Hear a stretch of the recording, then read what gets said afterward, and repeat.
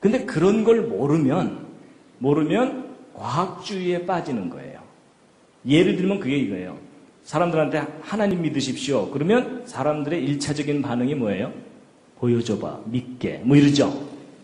여러분, 보여줘봐, 믿게 라고 말하는 그 말에 어떤 생각이 들어있는 거예요? 과학주의적인 생각이 들어있는 거예요. 눈으로 볼 수 있는 것만 존재한다고 믿겠다라는 입장이잖아요. 그렇죠? 여러분, 그런 걸 과학주의라고 얘기해요. 근데 그 과학주의는 결코 틀린 생각이에요. 맞죠? 그럼 그 사람은 마음도 봐야 믿겠네요. 그렇죠? 그럼 그 사람 내가 너를 사랑한다니까 이러면은 보여줘봐 뭐 이럴 거 아니에요. 그렇죠? 그래서 여러분, 이 과학은 관찰할 수 있는 범위 내에서만 무언가를 한다는 걸 모르면 뭐든지 다 관찰해야 된다고 생각하는 그런 걸 과학주의라고 얘기하는 겁니다. 이해가 되시죠? 예. 그러니까 그런 분들을 만나면 어떻게 해야 돼요? 잘 돌봐드려야 됩니다. 예. 과학의 한계를 모르는 사람이거든요. 그 다음에 이제 그래서 마음은 심리학이라는 영역에서 따로 다루고요. 물론 이제 과학이 좀 도움을 주기는 합니다. 그 다음에 이제 정신이라든지 영혼 이런 것도 있습니다. 여러분, 영혼. 영혼은 이제 좀 이따 제가 말씀드릴 거고요. 그 다음에 이제 과학의 또 다른 한계가 뭐냐면요. 여러분, 증명한 것만 이다라고 할 수 있다는 얘기죠. 그럼 증명할 수 없는 건 단정할 수 없다는 거예요. 그래서 여러분, 증명이라는 게 뭐냐면 다시 관찰할 수 있는 거잖아요. 다시 관찰할 수 없는 것은, 달리 얘기하면 한 번밖에 일어나지 않는 사건들은 과학이 단정을 못해요. 증명을 못한다는 얘기입니다. 그래서 예를 들면 그게 뭐냐면요. 역사입니다. 역사.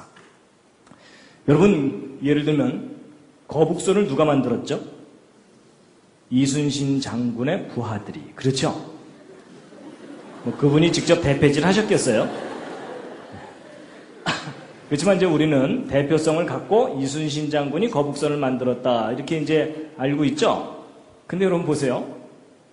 여러분, 이순신 장군이 거북선을 만들었다는 걸 여러분이 어떻게 그렇게 확신을 하세요? 직접 보셨어요? 안 봤죠? 근데 여러분이 어떻게 이렇게 확신을 하세요? 드라마에 나오니까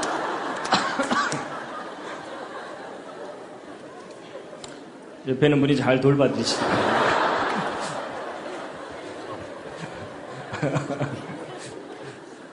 그럼 드라마에 나오면 다 믿어야 되나요? 이제 그건 아닌데, 여러분, 이순신 장군이 거북선을 만들었다는 건요, 여러분이 기록을 믿는 겁니다. 역사의 기록을 믿는 거지 사실을 확인하는 게 아니에요. 맞죠? 그래서 여러분, 역사는 믿음의 대상입니다. 믿음의 대상. 사실 확인의 영역이 아니에요. 역사는 되풀이되지가 않거든요. 그렇죠? 그래서 여러분, 이순신 장군이 거북선을 만들었다는 것은 여러분의 믿음이지 확인할 수 있는 게 아니에요. 맞죠? 그런데 이제 한국에 살면서 이순신 장군이 거북선 안 만들었을 걸 이러고 돌아다니면 돌 맞습니다. 그런데 여러분 혹시 이런 거 아세요? 여러분 예전에 우리나라 역사 삼국시대 배울 때 막 고구려 백제 신라가 한반도하고 만주 땅에 걸쳐서 있었다 이렇게 배우셨죠? 그렇죠? 근데 여러분 얼마 전부터 역사학자들 중에 저것은 일제시대 때 왜곡되고 축소된 잘못된 역사다. 우리의 진짜 삼국시대는 저런 것이 아니었다. 아마도 이런 모습이었다라는 겁니다. 심히 마음에 드시죠?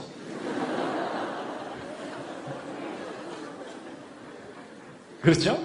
그래서 이 중국 본토 쪽이 백제의 주무대였고 신라, 고구려 이렇게 해서 상당히 넓은 영역이 우리 삼국시대였는데 저게 일제시대 때 엄청나게 축소되고 왜곡되었고 우리가 잘못 역사를 배운 거다. 이런 주장입니다. 근데 여러분 저 둘 중에 어느 쪽이 진짜 우리 역사일까요? 아마 이 오른쪽 이야기를 오늘 처음 듣는 분들은 야, 기분은 좋지만 황당하다 이런 생각 드시죠? 근데 여러분 이 오른쪽을 주장하는 사람들이 구체적인 근거들을 제시하거든요. 인터넷에도 요즘 볼 수 있어요. 근데 그런 걸 이렇게 하나 둘 읽다 보면요. 저 오른쪽 주장이 더 그럴듯해 보여요. 그럼 여러분 저 둘 중에 어느 쪽이 진짜 우리 역사예요? 예, 여러분의 심정으로는 오른쪽입니다. 그렇죠? 근데 여러분의 지식으로는 왼쪽이죠? 근데 여러분 저 둘 중에 어느 쪽이 사실인지는 직접 확인할 길이 없어요. 그래서 역사관이라는 게 뭐냐면 어떤 관점을 갖고 역사를 바라보느냐 하는 그런 입장이거든요. 그러니까 역사관은 우리가 가질 수 있지만 역사를 확인할 수는 없어요. 그렇죠? 둘 다 우기기 나름이에요.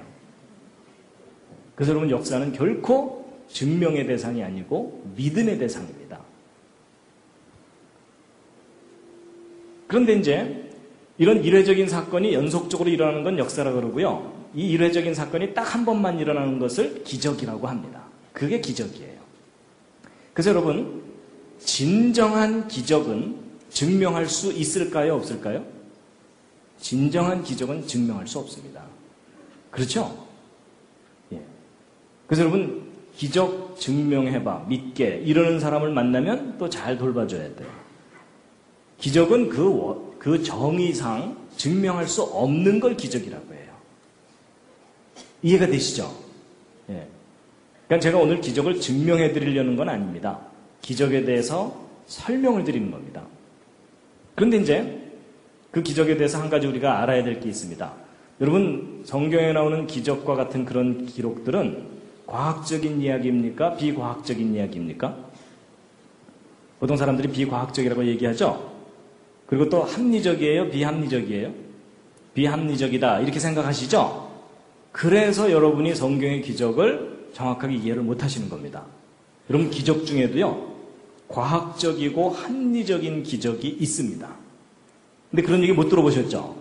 제가 오늘 그 이해를 알려드릴 텐데요. 제가 이제 그걸 설명드리기 위해서 최선을 다해서 그린 두 번째 작품입니다. 이번엔 좀 괜찮습니다. 예, 훨씬 나아졌죠? 예. 제목은 개미와 바퀴벌레와 메뚜기입니다. 그리고 이제 차원 얘기인데요. 여러분, 제가 지금 개미, 바퀴벌레, 메뚜기를 나름대로 그린 거거든요. 근데 여러분, 수학에서 그 차원 아시죠? 1차원, 2차원, 3차원. 여러분, 직선은 몇 차원입니까? 이게 1차원입니다. 1차원. 그 다음에 평면은 2차원. 그 다음에 공간은 3차원. 이제 그것만 이해하시면 됩니다. 여러분, 이 개미 1차원에 살고 있는 존재입니다. 그래서 이 개미는요, 선을 따라서만 평생 살고 선 바깥에 뭐가 있다는 걸 몰라요. 그냥 1차원에서만 살다가 끝나는 거예요. 그 다음에 이제 이 바퀴벌레는 방바닥만 돌아다니다 끝난다고 해보자고요. 공간이 있다는 걸 몰라요. 그리고 이제 이 메뚜기는 공간상에서 펄쩍펄쩍 뛰어다니면서 산다고 치자고요. 자, 이 개미, 무신론 개미입니다. 신은 없다. 그러면서 교회 다니는 다른 개미들을 핍박하면서 야, 이 비과학적인 존재들아 이러면서 증명할 수 있는 것만 믿고 이런 개미예요. 근데 이 개미가 나름대로 이제 소신을 갖고 잘 살고 있었는데 어느 날 뜻하지 않은 사건이 일어났습니다. 바퀴벌레 한 마리가 자기 앞을 쓱 지나간 거예요. 개미가 놀랬겠습니까? 안 놀랬겠습니까? 놀랬죠. 그렇죠? 왜냐하면 어떤 존재가 자기 차원으로 싹 들어왔다가 사라졌잖아요. 그렇죠?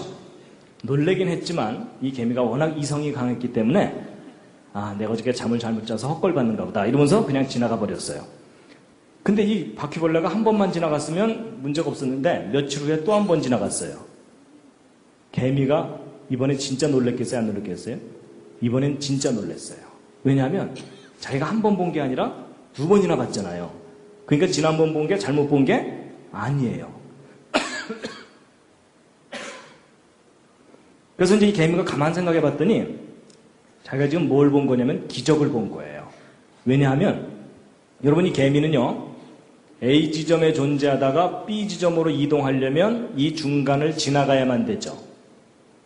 근데 어떤 제3의 존재가 A 지점에 나타났다가 중간에서는 전혀 관찰되지 않다가 B 지점에서 다시 나타났죠. 개미한테는 이게 가능해요? 불가능해요? 불가능하죠. 근데 저 바퀴벌레는 그걸 했죠. 그러니까 이 개미가 볼 때는 지금 이게 자기가 뭘 본 거예요? 기적을 본 거예요. 비과학적인 현상을. 그렇죠? 개미가 너무나 놀래갖고 그날 이후로 방탕했던 과거를 청산하고 신이 존재한다는 걸 믿게 된 거예요.